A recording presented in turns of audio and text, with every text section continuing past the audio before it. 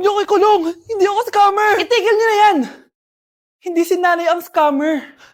Pero nasa bahay na to, ang totoong scammer. Hoy bata, huwag kang mangialam. Wala ka namang ebidensya. Pero nay, alam kong hindi ko yung scammer. Tara na, sumama ka na sa akin. Mga anak, aayusin ko to ha? Babalik din ako, okay? Kung sino man sa inyo yung totoong scammer, umamin na kayo! Nakulong si nanay, di ba? Ate, walang may gustong makulong si nanay. Tsaka bakit kami lang tatlo sinisisi mo? Eh baka ikaw talaga yung totoong scammer. Imbes na magsisihan tayo, magtulungan na lang tayo para kay nanay. Malalaman ko rin ang totoo. Delivery po. Gabi na, may nagde-deliver pa? Kuya, kaninong parcel yan? Kay Susan po ulit. Ha? Paano nangyari yun? Eh, nasa kulungan na si nanay. Aba ma'am, hindi ko po alam. Taga-deliver lang po ako eh. Sige na po. Oh, nasa gitna yung kalaban ha? Hoy, ayusin mo na itong mga damit mo. Ilagay mo muna dyan sa kama. Oh, ayun na! Paano naman ito naman ng parcel na to? Nakakainis, talo na naman. Ano ba? Ba't nandito to? Ito ba yung galing sa scam? Sabi ko na nga ba, ikaw yung scammer! Ate, hindi ako yung scammer. May parcel na dumating at nakapangalan kay nanay. Di ba pang computer to? Eh, ikaw lang naman mahilig mag-computer dito eh. Ano na namang scam ang ginawa mo? Pasalamat ka, minor de edad ka pa. Bawal ka pa makulong. Pasensya na sa ginawa ng anak ko. Pagsasabihan ko to. Basta wag na uulitin ha. Ako na magbibigay sa mga may-ari neto. Sige na. Ang galing mo talaga. O eto, sino to cellphone? Akin tong pera. Mas kailangan ko to. Galingan mo pang mang-scam para mas marami tayong makuha. O bahala sa'yo. Makakaasa ka.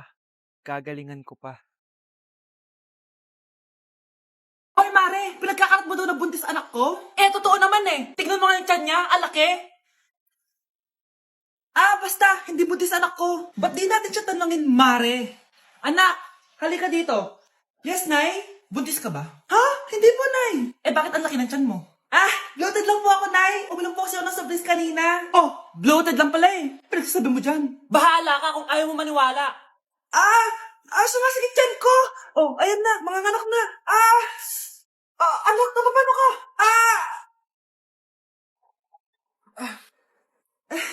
Baho. Ang sakit.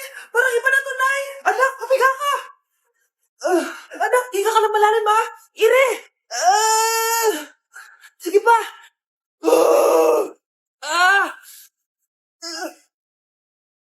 Baby. Sorry, Nay. Tinago ko sa'yo na buntis ako. Okay lang, anak.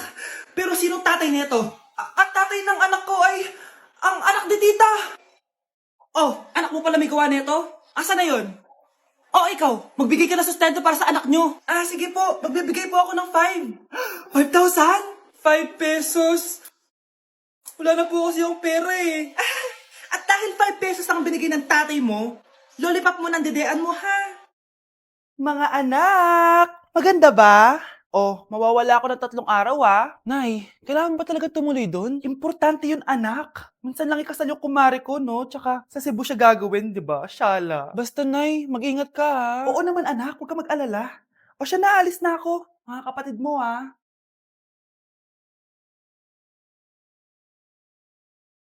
Saan yung wallet ko? Ay kuya, balik tayo sa bahay. Nakalimutan ko yung wallet ko. Ano ba yan? Maliliit na ako. Ano ba yan? Ano ba yan? Oras na. Mabuhay, ma'am. Welcome to Air Philippines. How can I help you? Ay, miss, dito po ba yung flight VD415? Yes po, ma'am. Check ko lang po. As per dito, ma'am, nakaalis na po yung aeroplano. Ha? Hindi ako pwede malit sa kasal na kumari ko. Kailangan ko umabol. Ma'am, kailangan niyo po ulit mag-rebook So, ang next available flight is bukas pa po, ma'am. Ano ba yan? Gawin mo ng paraan. Diyos ko, sayang lang pera ko. Wala palang kwenta tong airlines niyo eh. Uwi na nga lang ako. Sorry, ma'am.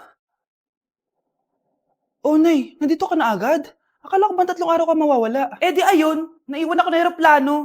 Alam mo, parang pinipigilan talaga ako ng universe makaalis eh. Nay, buksan mo yung TV. Ha? Bakit? Breaking news! Nandito tayo ngayon sa site kung saan nag-crash ang flight VD415. Ayon sa mga otoridad, walang nakaligtas sa mga pasahero nito. Kaya pala, kung nakasakay ako dun sa aeroplano na yun, patay na ako ngayon. Breaking news! Mag-end of the world na mamaya! Mag-end of the world na! Mga anak, sabihin niyo na sa akin lahat ng mga sikreto niyo. Nay, ako po yung nagnakaw ng 1,000 sa pera mo. Kaya pala wala na akong pera sa pitaka ko? Nay, may jowa ako. Oh, ano naman? 5 sila. Ha? Paano mo na kaya lahat yon? Nay, ang baba po ng mga grades ko ngayon. Huwag ka po sana magalit sa akin. Okay lang yun, anak. Ano ba grade mo? 95. Okay na yun. Ako nga 75, masaya na ako eh. Nay, hindi po ako straight. May boyfriend po ako. Matagal ko nang alam, anak. Tanggap kita. Thank you, Nay. A few moments later. Mari, mag-end of the world na pala. Oo nga, Mari. Nakakatakot. May kailangan kang malaman, Mari. Ha? Ano yun? Ako yung kabit ng asawa mo. Ha? Walang iya ka. Salamat ka, mamamatay na tayo. Kaya pinapatawad na kita. Breaking news. Fake news lang pala ang end of the world. Yun lang. Salamat, fake news lang. Darling, kamusta kayo? Bakit, darling? Manluloko ka! Akala mo di ko alam na kabit mo yung kapbahay natin! Lumayas ka dito! Patawarin mo ako, darling! At least hindi tayo mamamatay! Dahil akong papatay sa'yo! Ikinalulungkot ko pero hindi na siya makakita. Masyado nang malala ang damage sa mata niya. Mahal, hindi tayo susuko ha? Gagaling ka. Mahal, huwag ka na magpa-stress. Ginawa naman natin lahat, diba? Mahal, magpahinga ka muna dito ha. Maluto lang ako ng pagkain. Hi, Ramon. Rosa, bakit nandito ka? Balita ko, wala nang pag-asang makakita yung asawa mo. Ibig sabihin, magagawa na natin lahat ng gusto natin. Shh! Huwag ka maingay. Masisira plano natin. Sinasabi ko na nga ba, may pinaplano kay ni Rosa. Mahal, kain ka na nito paborito mo. At talagang hinahayaan mo lang dito si Rosa, ha?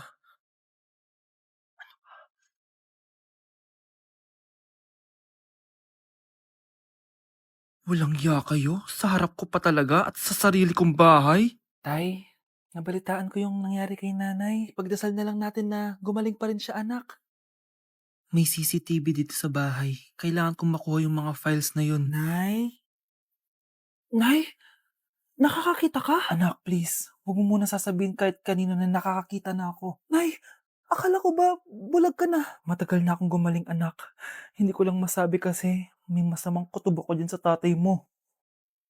Sir, good news! Base sa recent lab test ng asawa niyo, nagre-recover yung mata niya. Ano? Ba't parang hindi kayo masaya, sir?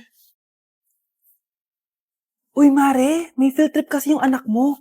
Kailangan ng pirma ng parents. Rosa, sumugot ka. Kapag pinirmahan mo to, akin na lahat ng mga kayamanan mo. Oh, pirmahan mo na. Tita, wala naman ako field trip ah.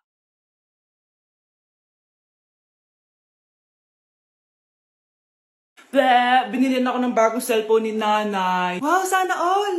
Nay, bakit ako wala akong bagong cellphone? Aba, ano akala mo sa akin? Nagtatain ng pera? Maghintay ka ah.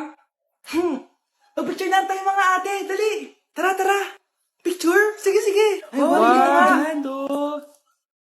O, di ba sabi ko na sa inyo maganda to eh. Wait lang, may tumatawag. Hello anak, punta ka dito kina Aling Susan. May birthday dito. Nandito yung mga ate mo. Ano? Pero kasama ko sila ngayon dito. Ha? Paano nandyan? Nandito sila. Hindi na nakapag-picture pa po kami kanina eh. Ay anak, gutom lang yan. Pumunta ka na dito, marami spaghetti dito. Nay, nandito po sila. Nay. Tulungan niyo ako, Nay. Nandito sila. Anak, nangyari doon? Uy, Nay.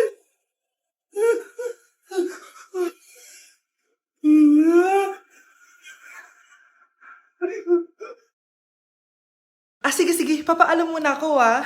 Anay, pwede ba ako sumama sa gala namin magtutropa? Ayan, gala na naman! Hindi pwede! Ano ka? Anak sa mayaman? Nay, sige na. Kasama ko naman yung anak ng kumari mo. Kahit kasama mo pa yung anak ng presidente, wala akong pake!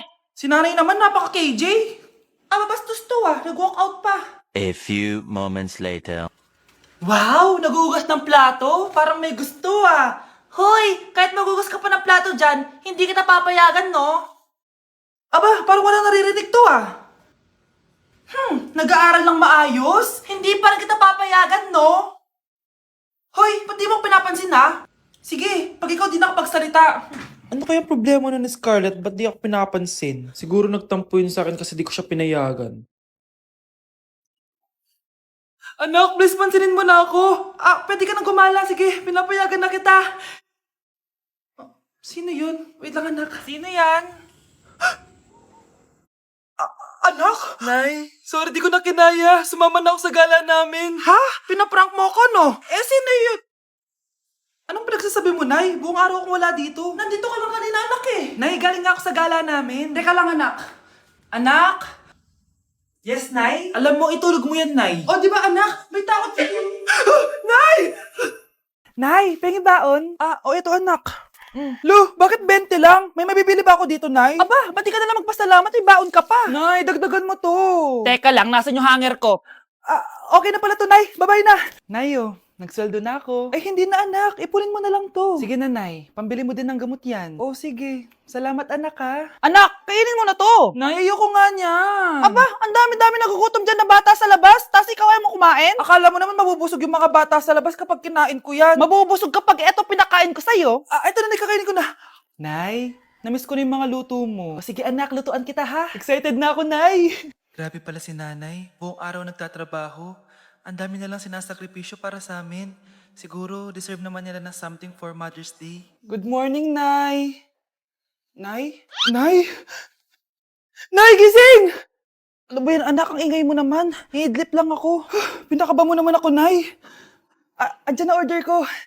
Ano namang in-order nun? Happy Mother's Day, Nay. Ang dami naman yan, anak. Ito naman, gumastos ka pa. Okay lang ako. Nay, ano ka ba? May 2 promo ang Mang Inasal ngayon. Nakatipid nga ako ng 106 pesos dito sa Mang Inasal Family Fiesta with extra creamy halo-halo na 8 ounce with drinks na yan, Nay. Available via takeout and delivery. At di lang yan, Nay. Meron pang Treat kay Mami promo kung saan may free scoop of ice cream ka kapag nag-order ka ng regular extra creamy halo-halo via dine-in, takeout, or delivery. Talaga ba, anak? Oo, Nay. Available tong Mother's Day Fiesta treat at itong Treat kay Mami promo from May 10 to 12. Kaya perfect na perfect to pagsaluhan ngayong Mother's Day. Aw, thank you, anak. Deserve mo to, Nay, kasi ikaw ang the best mother in the world. Hashtag, Moms Deserve Mang Inasal. Kain na nga tayo bago pa ako umiyak.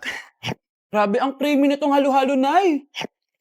Sarap ng manok, anak. Parang ang sarap niyan, Marsa. Meron ba ako niyan? Nanay din ako. Ayan, diyan ka magaling eh. O, ito, barbecue. Nay, ito na po yung pagkain ni tatay. Thank you, anak. Pwede ba ako pumasok, Nay? Wag na muna, anak. Baka ma-stress yung tatay niyo eh. Sana gumaling na si tatay. Ang tagal niya na kasing paralyzed eh. Sige, Nay. Alis na ako. Mahal, papakainin na kita ha. Naglutuan ka ni Scarlett. Nay, ito na po yung pagkain ni Ano yun, Nay? Ang baho. Ay, anak, mamaya mo na ibigay yan. Papaliguan ko muna yung tatay mo. Nagpupo na naman. Sige, Nay. Tao po, delivery po. Ano po yun? Kay Susan po, importante daw po to. Si nanay. Ako na lang po magbibigay sa kanya. Nay, may nagpapabigay po nito sa inyo. Binasa mo ba to, anak? Hindi po, Nay. Wag na wag mo tong babasahin, ha? Sige po, Nay. Mamamalengke lang ako na uulamin natin, ha? Ikaw muna magbantay ng bahay. Ano yun? Bakit sobrang baho naman? Saan nanggagaling yun? Dito sa kwarto nila nanay. Tay, nagpupo ka na naman, no? Yung envelope to, Death certificate? Hindi naman patay si tatay, Hello po? Buti naman po, ma'am, sinagot niyo na. This is St. Peter's Funeral. Kailan niyo po ipapaimbasa mo yung asawa niyo? Isang linggo na rin po kasi baka bumaho po yung bangkay niya. Anak, alam kong nasa kwarto ka ng tatay mo. Si nanay! Ayokong nakikipag-usap ka sa lalaking na. Nagsiselos ka, no? Mali man ang ikaw ay ibigin ko. Anak, ano naman yung ginagawa mo? Hulaan ko. Uso na naman yan, no? Oo, Nay. Uso to ngayon si Shrek. Ang cute niya kasi. Talagang juwang-juwa ka na, no? Eto na lang si Badong yung juwain mo. Hi, Scarlett. Wag na lang magjowa, Nay. Mas pipiliin ko pa si Shrek kesa dyan, no? Arte neto.